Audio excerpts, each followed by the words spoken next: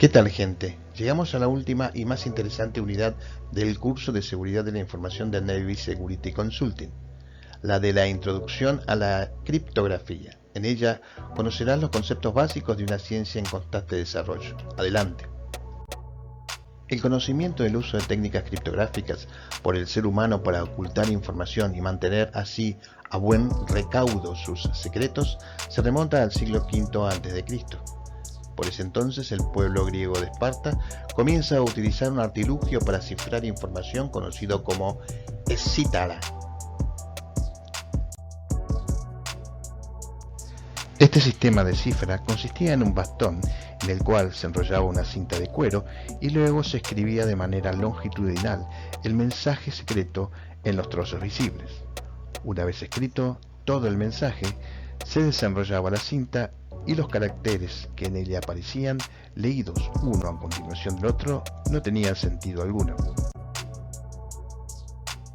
Se trataba de un sistema de cifra en que los caracteres del criptograma o texto cifrado son los mismos que los del mensaje o texto en claro, pero aparecen en posiciones diferentes, y su simple lectura no permite deducir el mensaje que esconde, salvo que se conozca una clave.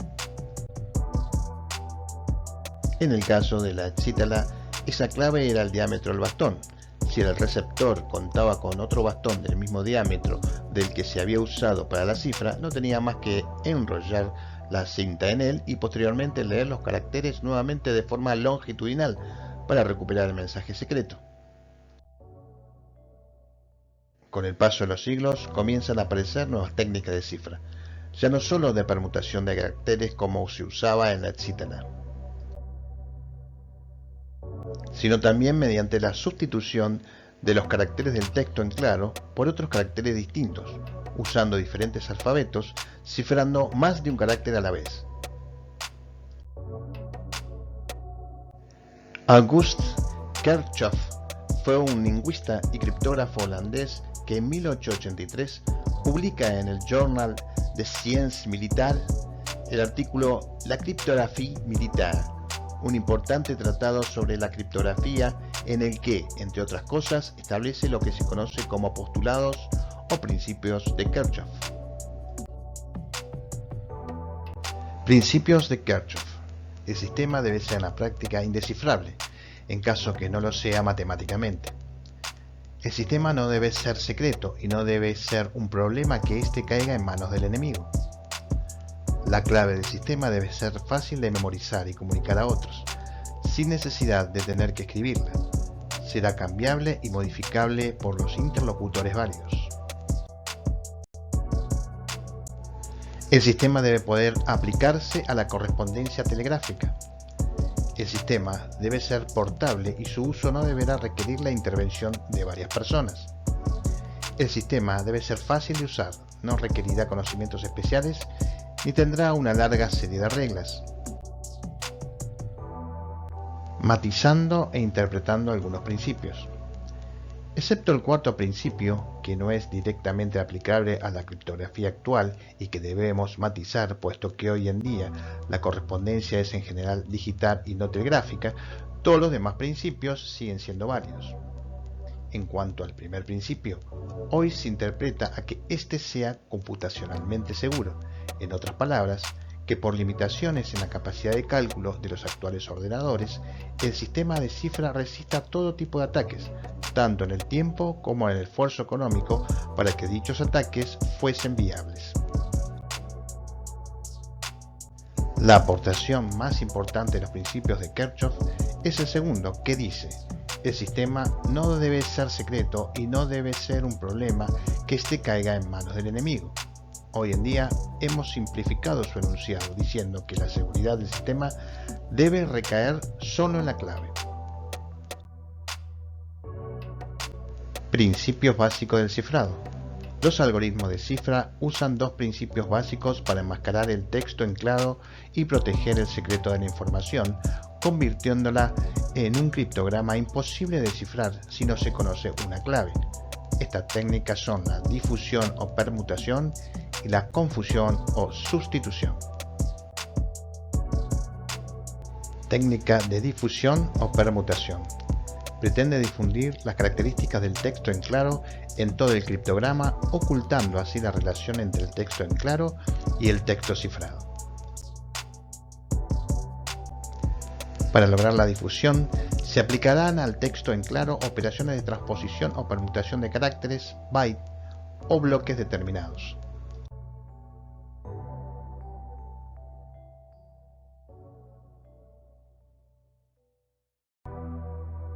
De esta manera, los elementos del mensaje aparecerán dispersos o desordenados en el criptograma. Por su parte, la confusión pretende confundir al atacante de manera que no le sea sencillo establecer una relación entre el criptograma y la clave de cifrado. Para lograr esta confusión, se aplicarán al texto en claro operaciones de sustitución de un carácter, byte o bloque determinado por otros elementos similares, naciendo de esta manera los algoritmos de cifrado por sustitución. Dado que un texto cifrado debe tener una apariencia aleatoria, deberá eliminarse cualquier relación estadística entre el mensaje original y su texto cifrado. Esto se logra con la permutación y la sustitución. Sin embargo, ambas por sí solas no son suficientes para cifrar un texto de manera segura. La combinación de la sustitución y la permutación dispersa la estructura estadística del mensaje sobre la totalidad del texto cifrado.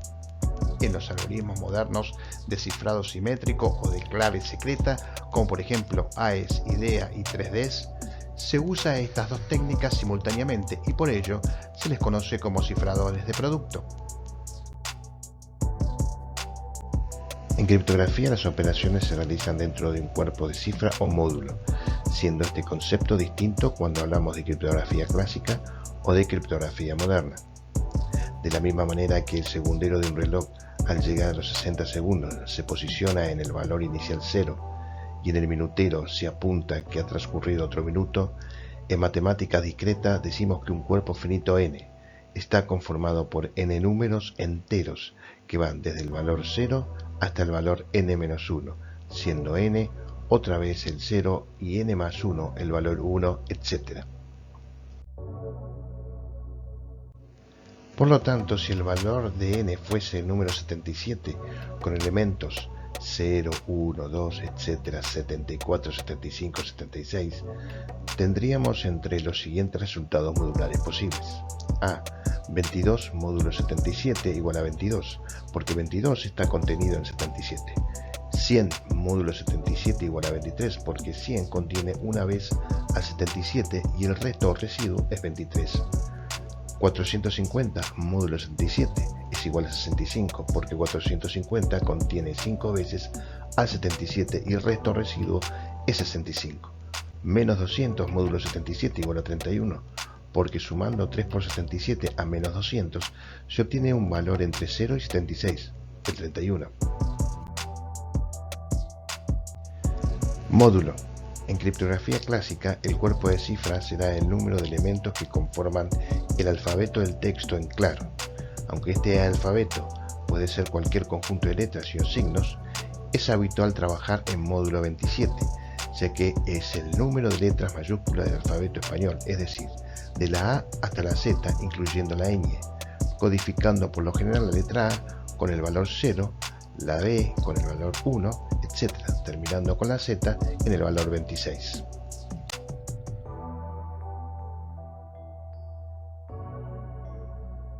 En la cifra moderna, el cuerpo en el que se realizan las operaciones no tiene relación alguna con el alfabeto utilizado en el texto en claro, por ejemplo los 256 caracteres del código ASCII.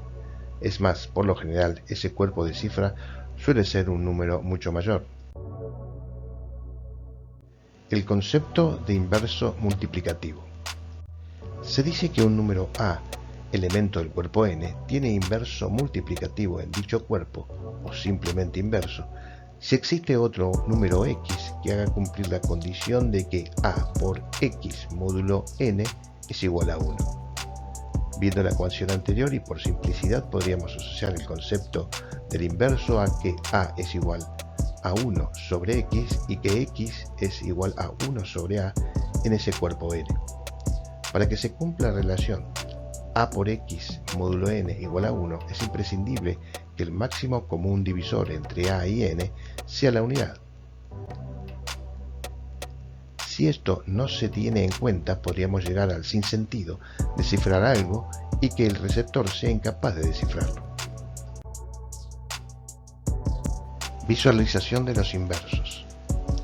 Sea el cuerpo n igual a 10 con elementos o restos 0, 1, 2, 3, 4, 5, 6, 7, 8 y 9,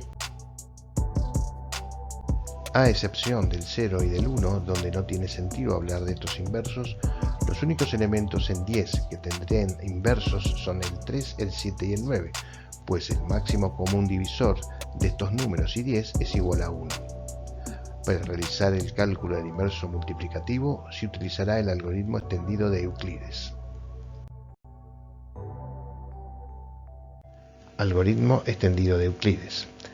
Euclides fue un importante matemático griego que vivió entre los años 330 y 275 a.C. El algoritmo que lleva su nombre permite encontrar el máximo común divisor entre dos números. Por ejemplo, entre los números 450 y 120, el máximo común divisor será 30, porque es el mayor número por el cual podemos dividir 450 y 120 y obtener como resultado un número entero.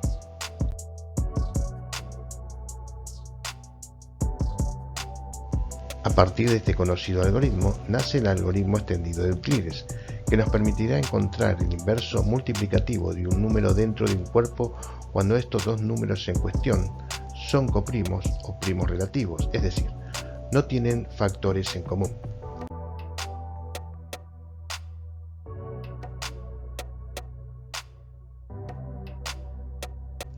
Tal sería el caso de los números 28 y 135, puesto que 28 es igual a 2 al cuadrado por 7 y 135 es igual a 3 al cubo por 5. En este caso diremos que el número 28 tendrá un inverso en 135 porque el máximo común divisor entre ellos es la unidad, esto es, si el máximo común divisor entre a y n es igual a 1, existirá el inverso de a en el cuerpo n. En nuestro ejemplo, el inverso del elemento 28 en el cuerpo 135 sí existe. Aplicando Euclides a estos dos números tenemos 135 igual a 4 por 28 más 23, siendo 4 el entero resultante de la división entre 135 y 28, y 23 el resto de la misma. Posteriormente, se continúa de la misma manera dividiendo esta vez entre 28 y 23.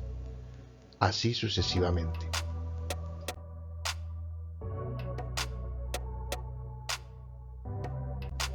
Ordenando por restos,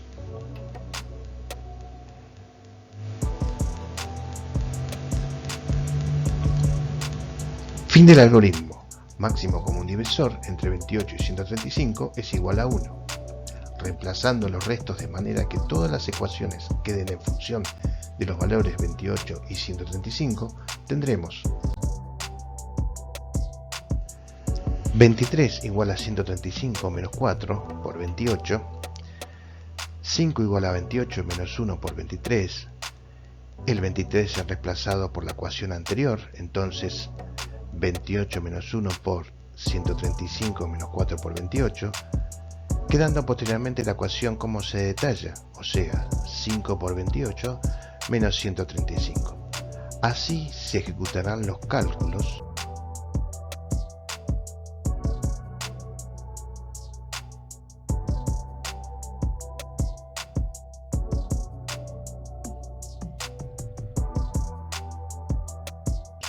hasta que el resto sea igual a 1 menos 53 por 28 más 11 por 135, lo que es cierto puesto que 1 es igual a menos 1484 más 1485. Como el módulo es 135, entonces 1 igual a menos 53 por 28 más 11 por 135, módulo 135, que es igual a menos 53 por 28 módulo 135.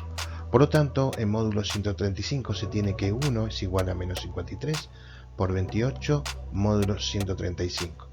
Pero como menos 53 módulo 135 es igual a 82, se tiene finalmente que 1 es igual a 82 por 28 módulo 135, que efectivamente cumple la característica de inverso porque 82 por 28 módulo 135 es igual a 2296 módulo 135 igual a 17 por 135 más 1 módulo 135 que es igual a 1. Por lo tanto, se concluye que el inverso de 28 en el cuerpo 135 es el valor 82. El hecho de que aparezcan los dígitos 2 y 8 intercambiados en los inversos es solo una simpática casualidad. Elementos claves en los sistemas de cifrado. Algoritmo de cifrado, claves de cifrado, longitud de la clave. Los sistemas de encriptación efectivos dependen de la resistencia del algoritmo, del secreto y de la dificultad de descifrar la clave. Según como sea el tipo de clave que utilizamos, vamos a dividir los sistemas de cifra moderna en algoritmos simétricos y algoritmos asimétricos. Dependiendo ahora de la manera en que tratemos el texto en claro a cifrar, se hablará de cifrado en flujo y de cifrado en bloques. Cifrado de flujo y en bloques. Si la cifra se realiza bit a bit, esto es bit del texto en claro con bit de la clave, o bien byte a byte, se habla de cifrado de flujo. Es el caso, por ejemplo, del antiguo algoritmo de telefonía móvil A5 o el algoritmo RC4, muy común en plataformas seguras de Internet SSL/TLS. Los demás cifradores simétricos utilizan bloques, esto es, la información a cifrar se divide en bloques por lo general de 64 bits u 8 bytes, como en el caso de DES, 3DES e IDEA, o bien 128 bits, 16 bytes, en AES. Sistemas criptográficos de clave simétrica. Utiliza una misma clave secreta para encriptar el texto plano y convertirlo en texto cifrado, y viceversa. Los algoritmos de cifra son los mismos pero actúan de forma inversa, de manera que en recepción se descifra lo que se ha cifrado en emisión. Cifrado en bloques DES. Este tipo de algoritmo se conoce como un cifrado en bloque. Usa bloques de 64 bits. Se usa una clave de 56 bits para la encriptación y desencriptación. Ya no se considera una solución criptográfica fuerte. Está siendo reemplazado por AES, claves desde 126 a 256 bits. Cifrado en bloques AES. AES es un algoritmo que procesa bloques completos de texto en claro de 128 bits, con claves estándar de 128, 192 o 256 bits. Usa una matriz de estado de tamaño 4×4, cuyas 16 celdas o bytes van cambiando de valor de acuerdo a los procesos que ejecuta el algoritmo, usando para ello técnicas de sustitución y permutación en operaciones polinómicas dentro de un cuerpo. Todas las operaciones de cifra dentro de la matriz de estado se realizan sobre bytes, en palabras de 32 bits, que se escriben de arriba hacia abajo y de derecha a izquierda. Para una clave de 128 bits, el algoritmo realizará 10 vueltas. Si la clave es de 192 bits, serán 12, y para una clave de 256, 14. En cada una de estas vueltas se usará una clave de vuelta generada a partir de la clave principal. El algoritmo de cifrado comienza con la función denominada addRoundKey, que realiza la suma XOR entre los bytes del mensaje y los bytes de la clave. Para una clave de 128 bits se calcularán 10 subclaves, una para cada vuelta, y se realizarán las siguientes 4 operaciones o pasajes por capas durante 9 vueltas: subbyte, sustitución; shift row, desplazamiento; mix columns, mezcla algebraica; y addRoundKey, suma de claves. Subbyte, sustitución. Primero, la capa de sustitución modifica algebraicamente cada subbloque por separado. Shift Rows, desplazamiento. Luego, la capa de desplazamiento efectúa la difusión de los subbloques. Mix Columns. Continúa con la capa de mezcla algebraica. Para finalizar, Add Round Key, suma de claves. Luego, cada vez se repiten solo las operaciones SUBBYTE, Shift Row y Add Round Key, dando lugar a una matriz de estado final con los 16 bytes que formarán el criptograma resultante de descifrar el primer bloque de texto en claro. Para el descifrado se recorrerá el algoritmo por el camino inverso. Cifrado en flujo, principios de Golomb. Solomon Wolf Golomb fue un matemático e ingeniero estadounidense, profesor de ingeniería eléctrica de la Universidad del Sur de California, conocido por sus trabajos sobre juegos matemáticos. Especialista en problemas de análisis combinatorio, teoría de números, teoría de codificación y comunicaciones, realizó estudios sobre el registro de desplazamiento con retroalimentación lineal, identificando las características y propiedades de la secuencia de cambio de registro y de longitud máxima, también conocidas como secuencias pseudoaleatorias o de pseudo-ruido, con amplias aplicaciones militares, industriales y en productos de consumo masivo. Para que una secuencia binaria de ceros y unos sea considerada una clave adecuada para la cifra en flujo, esto es, que sea robusta y se parezca lo más posible a una secuencia aleatoria, deberá cumplir las siguientes condiciones. A. Tener un periodo muy elevado, tanto o más que el mensaje, para que la clave no se repita durante la operación de cifrado del mensaje. B. Generarse a partir de una semilla conocida por emisor y receptor, que hará las veces de clave secreta o de sesión. Deberá tener un tamaño suficientemente grande, sobre los 100 bits, para generar periodos de orden de 2100 bits. C. Ser de fácil implementación para obtener algoritmos rápidos. D. Ser imprevisible, de forma que aunque se conozca una parte de la secuencia, la probabilidad de predecir el próximo bit no sea superior al 50%. Cifrado en flujo, registros de desplazamiento. Un registro de desplazamiento es un sistema, circuito o memoria de n celdas en la que se almacena un bit. Se usa como generador de números pseudoaleatorios para cifradores de flujo, ya que su construcción es muy fácil, basándose en circuitos electrónicos y electromecánicos simples. En su estado inicial, la secuencia de estos bits se conoce como semilla. Al ritmo de un reloj, cada bit se desplaza a la celda siguiente, quedando la primera celda de la izquierda y la última vacías, yendo a conformar los bits de la clave que luego se transmitirán. Por su parte, la celda vacía se completa con el resultado de una operación de realimentación que se ejecuta antes del desplazamiento con los bits de la celda conectadas a operadores AND o XOR, como se muestra.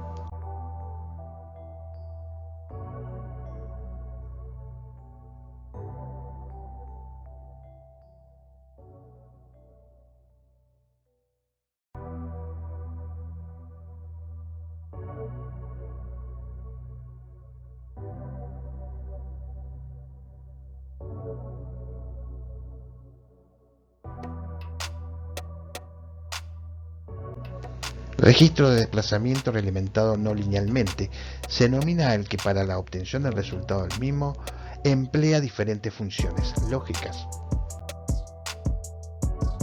Si el registro de desplazamiento realimentado consiste solo en una operación XOR, este se denomina realimentado linealmente. Estos son empleados muy frecuentemente dado que son simples, rápidos y eficientes. Las celdas conectadas a la función XOR se pueden representar a través de una forma polinómica. En este caso, dado que la segunda y quinta celda están conectadas a esa función, la ecuación será x a la cuarta más x más 1. Se dice que esta es de tipo primitivo, o sea, irreductible, y que además genera todo el cuerpo. Tendrá un periodo máximo dado por 2 a la n-1, siendo n el número de celdas del registro. Se pueden cumplir los tres primeros postulados de Golomb. Sin embargo, al generarse una M-secuencia, se sabe entonces que el registro pasará por todos sus estados o restos. Esto significa que la complejidad lineal del mismo es muy baja y podría deducirse el comportamiento de la secuencia a partir de una parte de ella. De hecho, mediante el ataque Belham-Massey, podríamos generar una secuencia de 2 a la n bits conociendo tan solo 2 a la n bits consecutivos.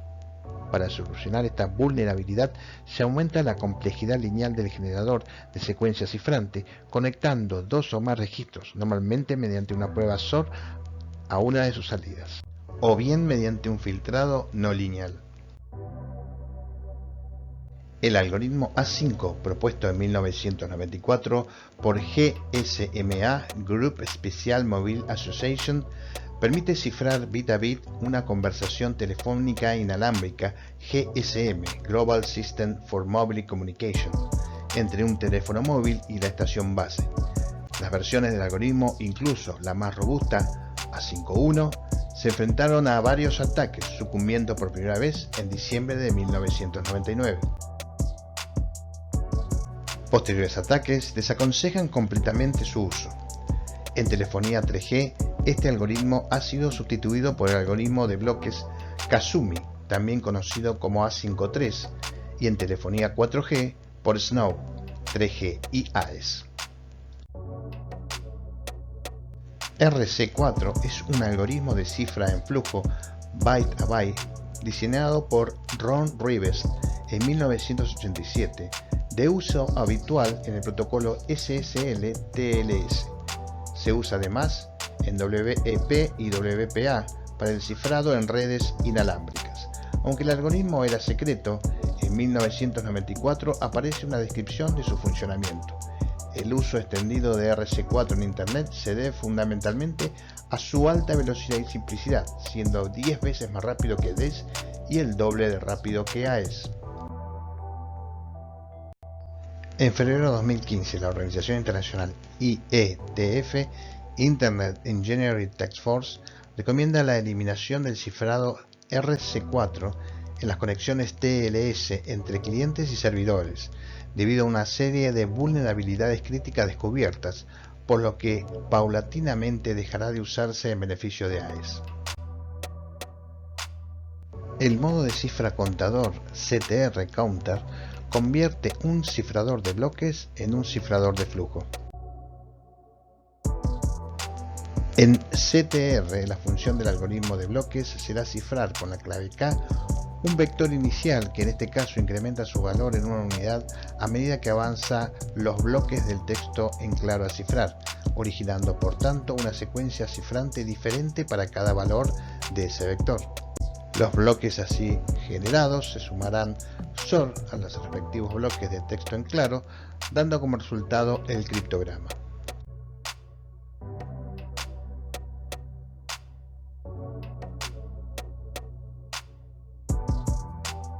En resumen, las ventajas y desventajas de los sistemas criptográficos de claves simétricas son: solo se utiliza una clave para encriptar / desencriptar. Se usa menos capacidad de procesamiento, la velocidad de cifra presenta tasas de cientos de megabytes por segundo.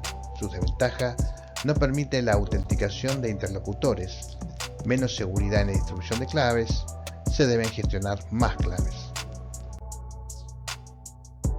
Sistemas criptográficos de clave asimétrica. En la criptación asimétrica, solo una persona conoce una de las claves, la clave secreta o privada. La clave pública la conoce mucha gente, o sea, un mensaje que haya sido encriptado con la clave privada del remitente puede ser descifrado con la clave pública correspondiente. De esta manera, si la clave pública descifra el mensaje correctamente, uno puede estar seguro del origen del mensaje porque solo un remitente puede encriptarlo. En 1976, dos investigadores de la Universidad de Stanford, Whitfield Diffie y Martin Hellman, proponen un algoritmo para intercambiar una clave secreta de manera computacionalmente segura, usando para ello funciones matemáticas de un solo sentido o unidireccionales.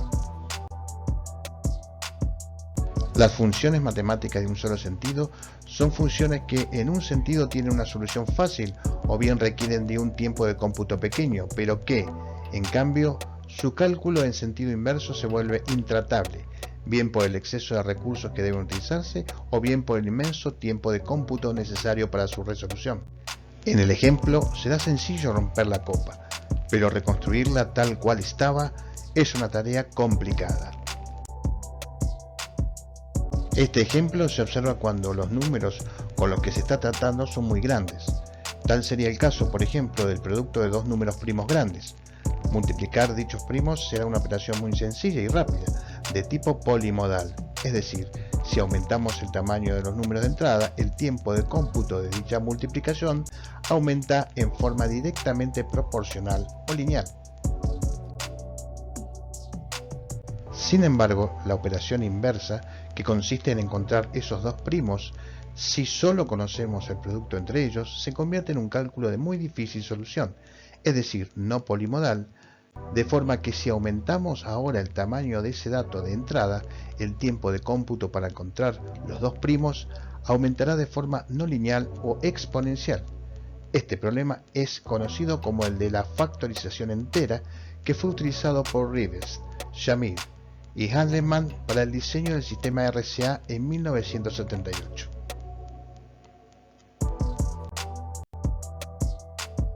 No obstante, Diffie y Hellman usaron en su propuesta la función de un solo sentido conocida como el problema del logaritmo discreto, cuyo enunciado es el siguiente: encontrar el resultado de la expresión alfa a la beta módulo n igual a x, conocidos alfa, beta y n, es sencilla y rápida, incluso para números grandes. Sin embargo, conociendo x, alfa y n, encontrar ahora el valor del exponente beta, que es igual al logaritmo alfa de x módulo n, se convierte en un problema de muy difícil solución para números grandes. Si bien la operación de calcular el logaritmo de x en base alfa es muy simple, el hecho de aplicar después la reducción módulo n al resultado aporta una gran complejidad al problema. Ejemplo: Alicia y Bernardo, que se encuentran distantes, eligen un primo p y un número alfa dentro de ese primo, conocido como generador del primo. Ambos los valores son públicos. Acto seguido, cada uno elige un número secreto que no conoce el otro. Así, Alicia elige el número A y Bernardo elige el número B. A continuación, realizan el siguiente protocolo. Alicia usa su clave secreta A, calcula alfa a la A módulo P igual a x1 y se lo envía a Bernardo. Bernardo usa su clave secreta B y calcula alfa a la B módulo P igual a x2 y se lo envía a Alicia. Alicia recibe x2 y con su clave secreta A calcula x2 a la A módulo P, que es igual a alfa a la B y a la A módulo P.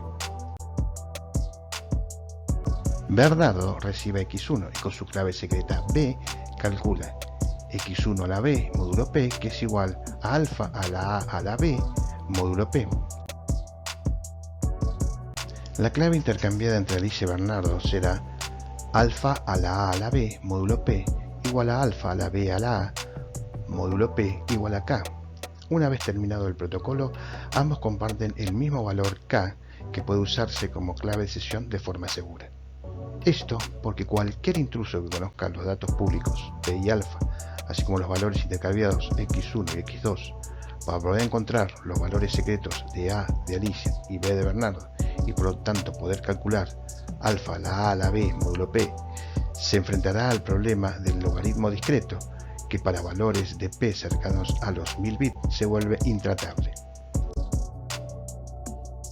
El algoritmo RCA basa su fortaleza en la dificultad computacional de factorizar un número compuesto muy grande, producto de dos primos con magnitudes por encima de 1000 bits.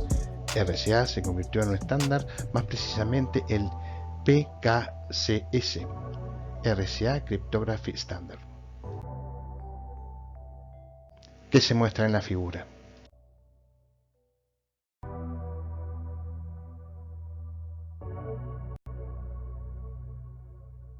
¿Cifraremos mensajes con RCA? La respuesta es no. Con RCA siempre cifraremos números.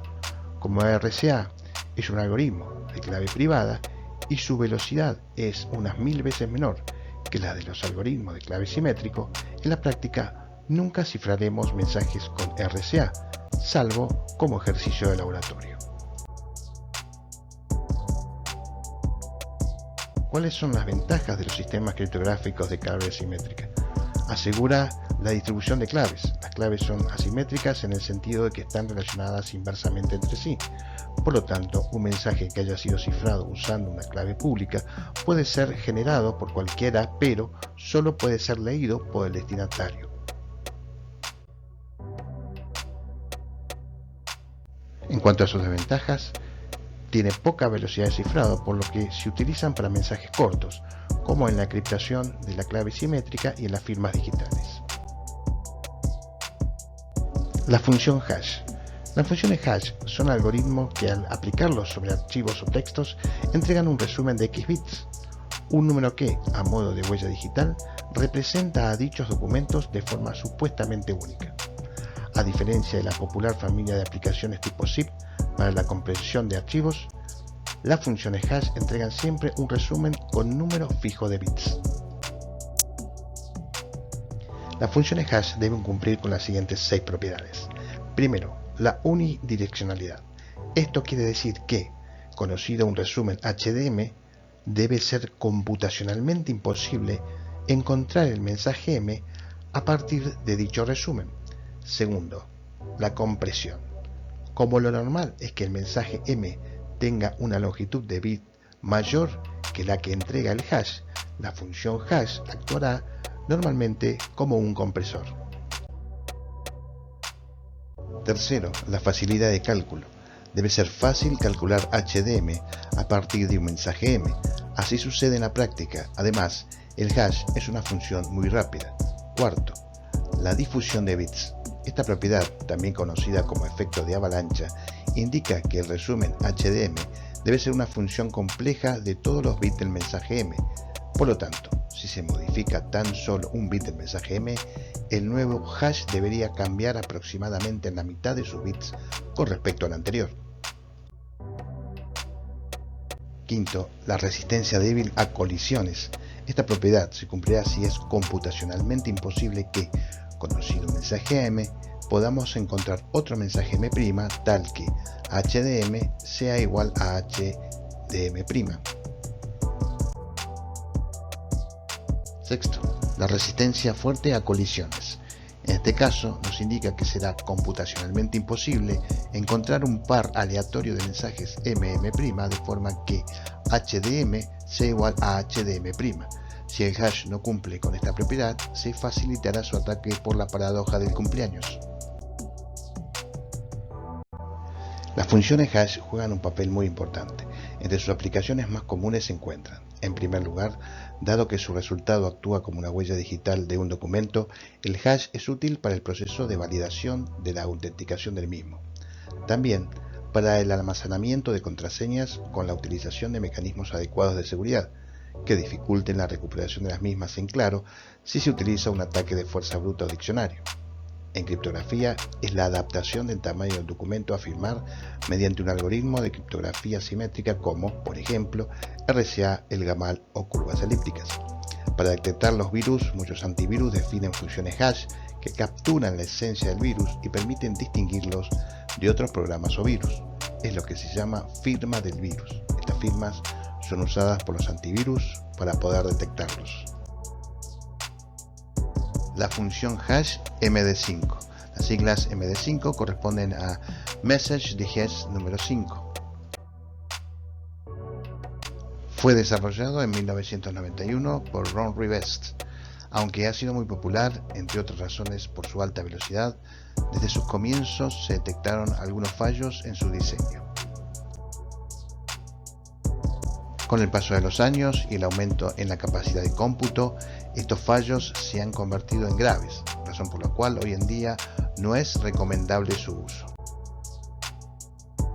La función hash SHA. Las siglas SHA corresponden al algoritmo de hash seguro, un algoritmo de resumen propuesto por la NSA y adoptado como estándar federal por el NIST en 1993. Antes de los 2 años se detectan vulnerabilidades, por lo que en 1995 se propone un nuevo algoritmo conocido como SHA-1. Sistemas criptográficos de curva elíptica. Funciona bien en computadoras en red que requieren una criptografía sólida, pero tienen algunas limitaciones, como por ejemplo el ancho de banda y la potencia de procesamiento. Teóricamente, la criptación de curva elíptica requiere menor potencia de procesamiento.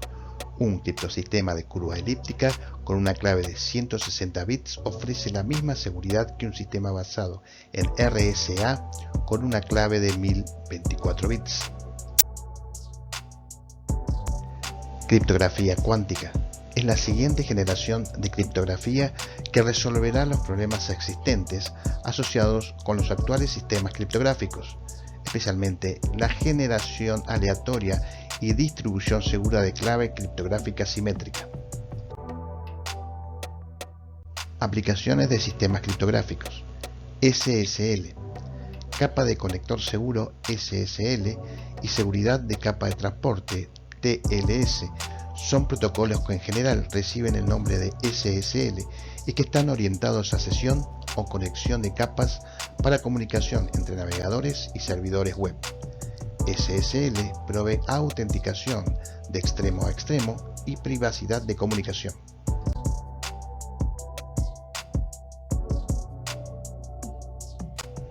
Involucra las siguientes etapas: negociación de pares para soporte de algoritmo, intercambio de clave pública y autenticación basada en certificación, encriptación simétrica de tráfico.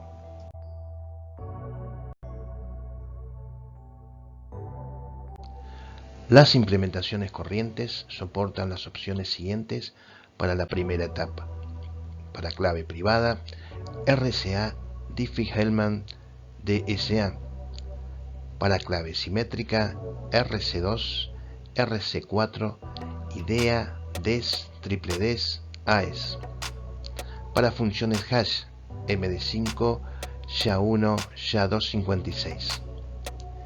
SSL se ejecuta en capas presentación, debajo de HTTP y sobre TCP. Con HTTP forma HTTPS para asegurar páginas web en comercio electrónico. SSL Handshake Protocol. El navegador solicita que el servidor web se identifique. El servidor envía al navegador una copia de su certificado SSL.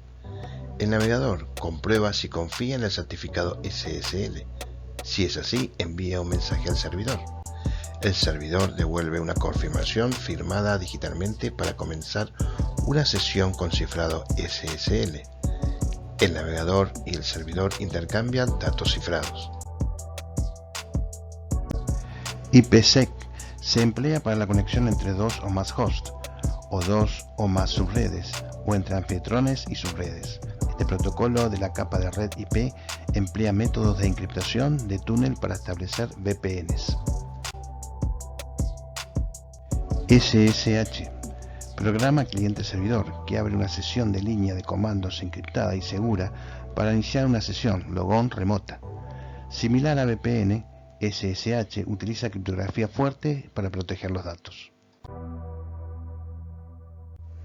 SMIME es un protocolo estándar de correo electrónico seguro que autentica la identidad del remitente y destinatario, verifica la seguridad del mensaje y garantiza la privacidad del contenido del mensaje, incluidos los archivos adjuntos. Certificados digitales. Elevan el nivel de seguridad en el sistema informático, ya que el usuario sabe que opera en un sitio seguro. Permiten autenticar personas y equipos informáticos. Permiten además activar la encriptación de la información que se transmite. Firma digital. Identificación electrónica de una persona o entidad creada usando un algoritmo de clave privada. El proceso para la transmisión de un documento firmado con firma digital puede ejecutarse como muestra la figura. Por un lado, se transmite a un destinatario un hash del documento completo firmado. Luego, se le envía el documento junto con su firma digital cifrado con la clave pública. El destinatario tiene entonces él mismo el hash de lo remitido y compara los valores. Si son iguales, se verifica la integridad del documento. Por otro lado, con la clave pública, verifica la identidad del remitente. Acuerdos de confidencialidad. Son instrumentos que permiten proteger a la organización de la difusión de la información que ésta maneja. Se definirán, implementarán y revisarán regularmente. Asimismo, deben cumplir con toda la legislación o normativa en materia de confidencialidad de la información. Dichos acuerdos deben celebrarse tanto con el personal de la organización como con aquellos terceros que se relacionen de alguna manera con la información que éstas manejen. Ha sido todo, muchas gracias. Igualmente, seguimos subiendo más videos para ampliar tus conocimientos.